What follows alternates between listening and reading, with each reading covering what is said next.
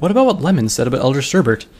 Brass asked, as I hit the return key on the server's keyboard, bringing up the command prompt. I assumed that transferring bit might take a while, so I might as well use the time to search through the archives on anything about the mirror pond. Do you really think she'd make us spell the wastes again? Oh, I think she would. Just the way she talked told me she wasn't stable. But I'm sure that she wouldn't hesitate. I turned to Brass with a soft sigh. I don't know if that's her plan, but 42 already turned the server back on, and if that's all that she was after, we'll already have the Megaspell locations. I looked over to Longbow as she lay on the floor asleep, a feeling of guilt welling up inside of me. We'll deal with Sherbert when we get out of here. But right now, I need to find where the pool was moved to. I looked back at the server as the command prompt refreshed, hooving at each key carefully. Search archives. Keyword, mirror pond. No results found. That's odd. I scrunched on my muzzle as I tried again. What about this? I slowly corrected the entry before hitting the enter key again. Search archives. Keyword, mirror pond. No results found. What's wrong, Backlash? Brass asked curiously, as he trotted around the splash of my dried blood on the floor, looking over the message on the screen. Well, that's your problem right there, he said, pushing me out of the way. I stepped aside and watched as his horn lit up, pressing the key as much faster than I ever could. Search archives. Research project index. Keywords. OIA. Project list corrupted. Command input. Retrieve accessible files. Success. Accessing remaining files. File PH. File PE. File PSP. File PS. File PC. File GP. File STS. File IMP. File CO. File PG. End list. Wow, they were working on quite a few highly secret things, Brass said as he took a step back in astonishment. And these are just the entries that are still accessible. And I have no idea which one is the right one, I said as I leaned in, looking over each one, stopping over the third project displayed. Wait, PSP? I overtaxed gears in my head, brought up the memory of the metal box inside Isaac's chest, the same initials stamped on the side of it. I've seen that one before. Can you open it? Brass nodded and he selected it, hitting the return key to enter it in. A horrendous symphony of high-pitched tones and static emitters emitted from the server, causing both Brass and I to attempt to cover our ears. After nearly a minute, the server went silent, only letting out a small chirp as we lowered our hooves. My pitbuck chirped back in response, displaying a short set of codes on both it and the server selection screen. EC1101. Authorization required. Error. EC1101 not found. Access denied. What the hell was that noise? And what the hell is EC1101? Brass said as he hit a few buttons, returning the screen back to the project list. If your pitbuck has Ministry Mayor level access on it, why wouldn't you be able to open it? What access is higher than theirs? I knew that an acting Ministry Chief's clearance wasn't the highest, but this didn't say I had too low of clearance. This was something entirely else. But that is a mystery for a different day. Right now I need to focus on stopping 42. Never mind that for now. I need to know which one of these files is the one dealing with the mirror pond, preferably without going through each one. I don't know if my ears can handle any more noise this machine makes too many more times. Brass waved his hoof at me in dismissal. Yeah, give me a moment, he said as he started pressing keys again. This is my one chance to get ahead of 42 while she's off licking her wounds. If I can find the information, then delete the originals, 42 won't ever be able to get her hooves on them. Well, unless she killed me, that is. But she'll most likely play it safe for a bit after I get the best of her with my mutation. Redefined search. Add MOM file only. 1 of 1 result. File. PG. Project Golem access granted. Server transfer started. That's more like it, I said as Brass smiled and hit the return key. Another chirp sounded on my pip-buck's screen lit up. Several notifications were displayed in my vision as file after file was registered as being transferred. In all, there were 32 audio logs, 1,737 notes, and 7 new locations added to my pip-buck's map. Wow, that's quite a bit of stuff, I said with a frown. These files could take forever to get through, and I'm just hoping that the pool's location was somewhere amongst the information. Brass, can you... I stopped and looked around as a low rumble filled the warehouse. A new prompt displayed on the terminal screen. Bit transfer complete. Prototype 209 online. MOM override accepted. Hello, Backlash. Pink here. I hope you got the message I left in your pip-buck, because I need you to carry out my request. Wait. Backlash, what is this? What request is she talking about? Brass looked up as I frowned. Don't touch anything, Brass. I turned and galloped down one of the rows of boxes, shouting off as I ran. In fact, I need you to try and remove the original files from the server. I'll be right back. I doubt I could talk her out of it, but maybe I didn't have to. I have to at least inform Bit about what Pink is planning to do. I can't just sit by and let Pink sacrifice herself. I smirked and laughed lightly between pants as I galloped away, thinking about how silly I sounded. I, a real flesh and blood pony, was trying to convince Pink, the computer, that her digital life was not worth losing. That a computer program had something to live for now that she had actually found Bit again. The sound of my hooves echoing alongside me was soon overpowered by the slow thumbing of the dual Arcanotech engines powering the monstrous robot just around the corner. I dropped to a trot and stood in front of the massive machine, watching as a set of purple lights underneath the main body flickered to life and swiveled towards me. I caught my breath as the upper hull turned towards me, slowly, the lights dimming as they focused on me. Is that you, Backlash? The digitalized voice of Bit said. It asked loudly from the speaker in front of the machine, making me cringe before I nodded. I think she knew it was too loud because she tried to speak again. It wasn't quite loud enough, and I could barely hear her at all. I think that's a little too quiet, I said as I inclined my ears towards her again. Bit, I need to tell you something. Hold on. I'm calibrating my internal sensors. It'll take just a moment, she said as her voice was reset to a more comfortable level. She pivoted the robot's torso around slowly, turning the weapon pods towards and away from me. The autoloaders clicked, and the front cover of the underslung rocket launcher flipped open as the machine hummed to life. Calibration complete. What was it you were saying? I was trying to tell you... I attempted to huff out in frustration, suddenly being reminded of how much I hate when some pony cuts me off, as Bit continued talking anyway. At the same time, I'm just as guilty of it as every pony else. Not that it justifies it at all. Oh, so this is the real world. How fascinating.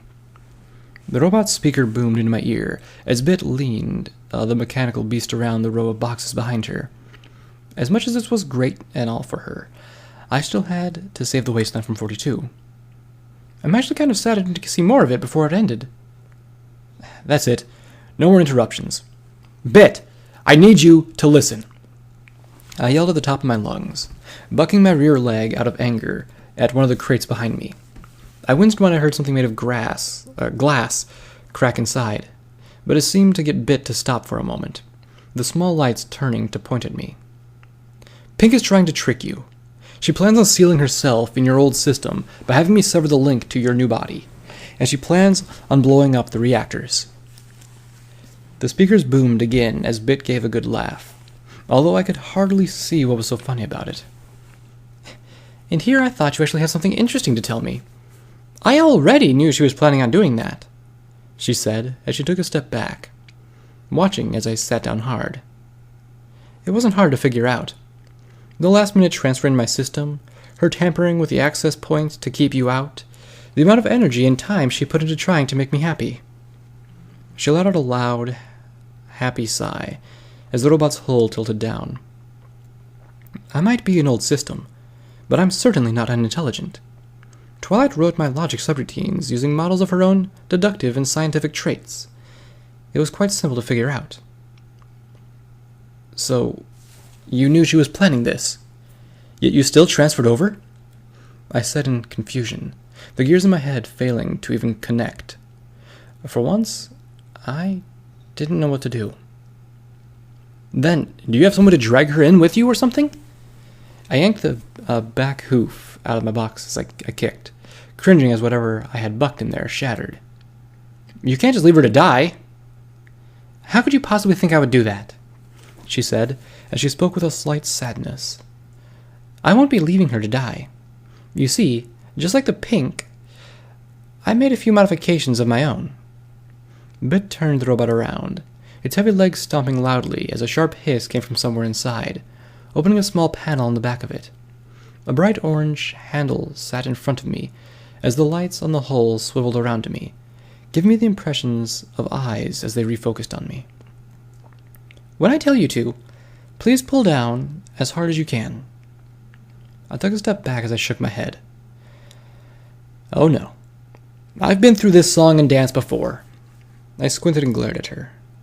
I will not make the same mistake of releasing 42 or handling the entirety of MOM over again.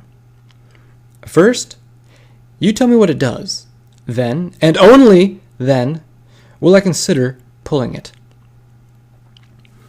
It's the manual disconnect that I installed on ED for the wireless receiver, so it could be maintained or replaced if damaged.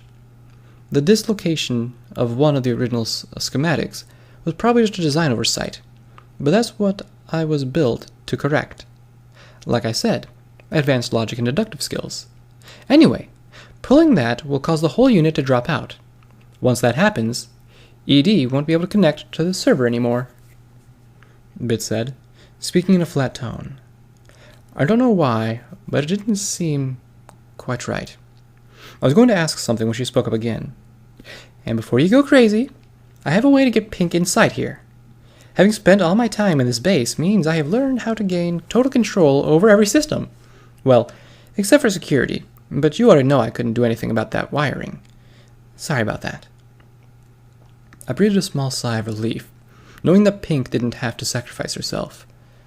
I smiled and stepped back up to the rear of the giant bot. Thank you for saving her, Bit, and thank you for telling me. I stretched my neck up and stopped as my nose touched the orange handle. Just an odd question. Why do you keep calling this thing Edie? Why give it a name? I bit down hard as the cold metal handle as the engines thumped above me. Why? Because, like you thought before, this is the closest that Pink and I will ever be to having a real child. And every child needs a name. Bit stated. A slight distortion in her voice came through the speaker as she continued. As for ED, the two of us had originally planned on setting up a fake robotics corporation, then using it to destroy all of pony kind. Equestrian Defense was just the shell company we came up with, but we only had time to change one of the prototypes being built to suit our needs before the war ended. And ta-da! Edie was born. Her voice was getting more distorted as she talked, and the engines were slowly climbing to a dull roar as she was pouring power into something.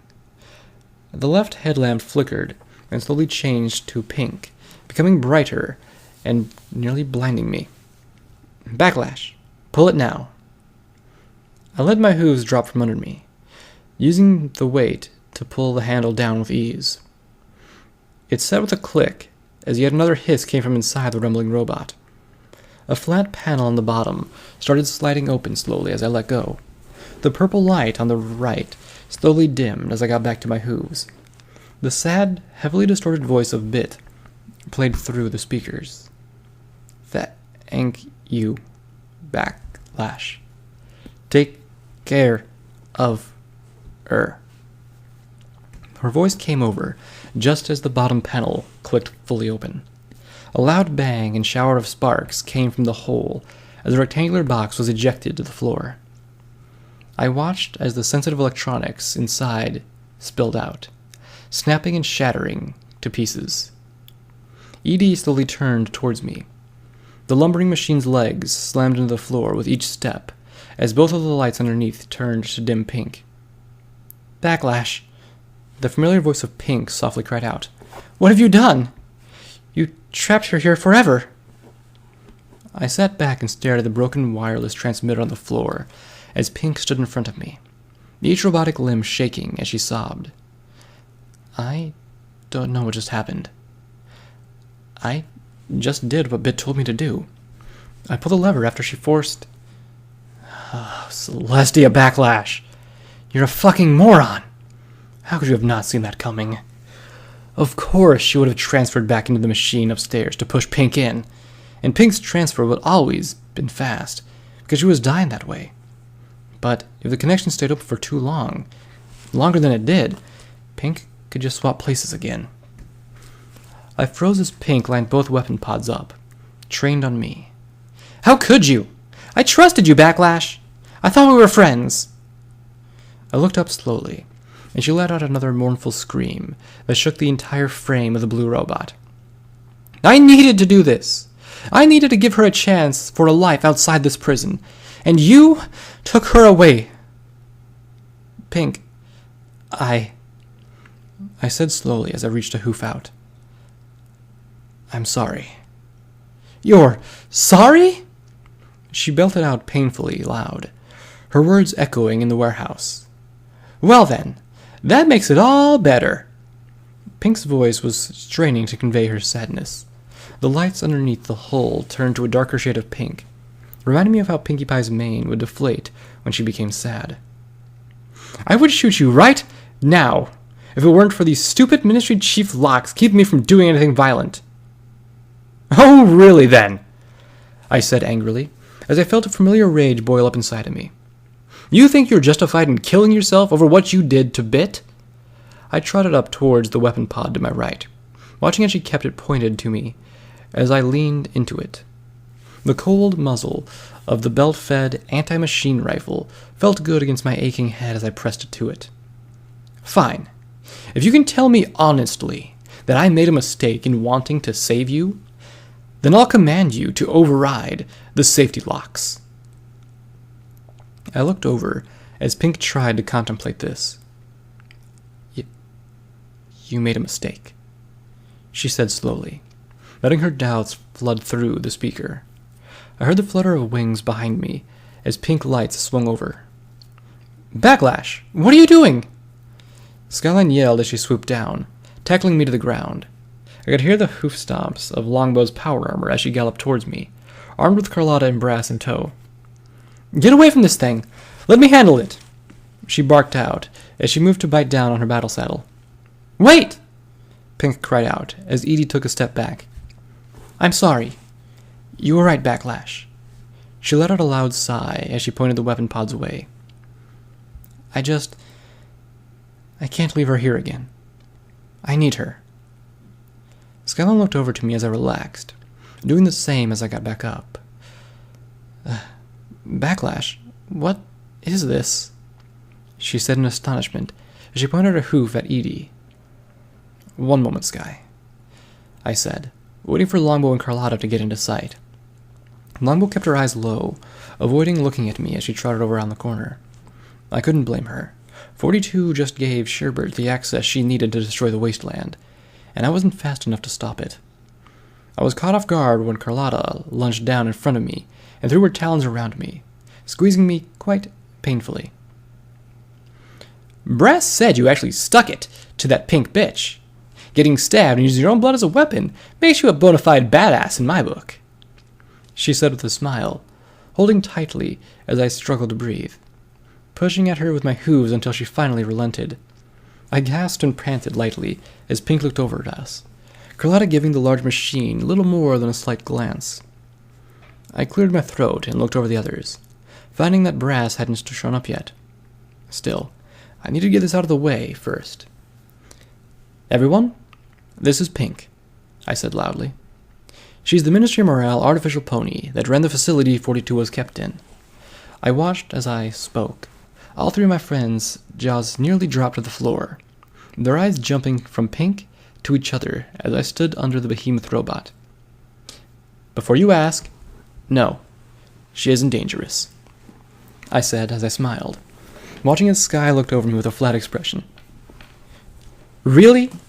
She fired back sarcastically. The guns and rocket launchers really do have a convincing job of saying, "Trust me, I won't blow you up into meaty little chunks." She gave a slightly nervous smile. Hell, even if we painted her up with the Ministry of Peace color scheme, I'm pretty sure any podium in the wastes would start running at the mere sight of Edie. First you bring a zebra bot into your home. Now you're making friends with a 3-pony tall walking death machine. Doesn't that seem the least bit strange to you? I let out a soft laugh and shook my head. Look, the last few weeks of our lives, Skyline. I can pretty much sum it all up with, because Pinkie Pie, that's why. I sat back and flailed my hooves out in front of me. Look at where we are. Celestia only knows the stuff that's hidden down here. I got up and walked over to the box I had broken in anger, kicking it open to reveal an extremely ornate, magical plasma pistol. A small note sat amongst the shattered glass in its stand. I eyed it curiously before turning back to the group. Look, Pink is a friend. You don't have to trust her. Just remember that I do. Brass came trotting up, speaking before he came around the corner. So I tried to wipe the files, but He froze and stared wide-eyed at Pink, stuttering as he tried to process what he was looking at. But... Holy hell! What the fuck is that thing? He jumped behind Longbow, peeking around her and waving his hoof towards the towering machine. Backlash? Pink said as the lights swiveled towards me, still sounding sad, but a note of panic in her words. Before Bit transferred me out, I had started the reactor overload process. Once I locked the safety overrides in place, it became impossible to shut down. We don't have long to get Bit out of here. Think. Come on, Gears, give me something. Anything. I looked over to Longbow. Okay. Longbow, Brass, I need you two to head towards the freight elevator on the back wall. Make sure it's at least in working order. I saw Brass nod and follow Longbow as she left without even acknowledging me. Sky, Carlotta, head back to where you woke up and gather as much of what I dump on the floor as you can. And head to the elevator. Carlotta nodded and took off as Skyline floated over to me with a worried look that I knew all too well. And you're headed for the elevator too, right? I shook my head and watched as her frown widened. I need to go get Bit, because if I'm right, only she can access the server and get rid of every piece of information about the mirror pool. If she can, we can finally have a leg up on 42. She gave a sigh as I spoke, and turned to leave. I reached out my hoof and put it on her. I promise. I'll make it quick. I'll meet you all at the elevator, with plenty of time to spare. She gave me a pouty face, drawing a small smile to mine. Please, just go. I know you don't want me to go on my own, but I'll be there. I promise. She nodded and took off after Carlotta, leaving just Pink and I standing at the end of the aisle. Once I knew the others were out of earshot, I lowered my voice to nearly a whisper. Pink, I need you to record this and play it back for the others. The second all of them get through that door, I need you to blast it shut. Don't wait for me. 42 got in here somehow, and I doubt she had the goddess to help her out. I'll find another way out. You just make sure to get the others to safety. So, get the others on the elevator, blast the door, then play this message. I trotted quickly over to the teleporter control panel sticking out on the floor and hoofed up at the button, calling back over my shoulder to her as the air filled with an electric hum. And don't worry, I'll get Bit out.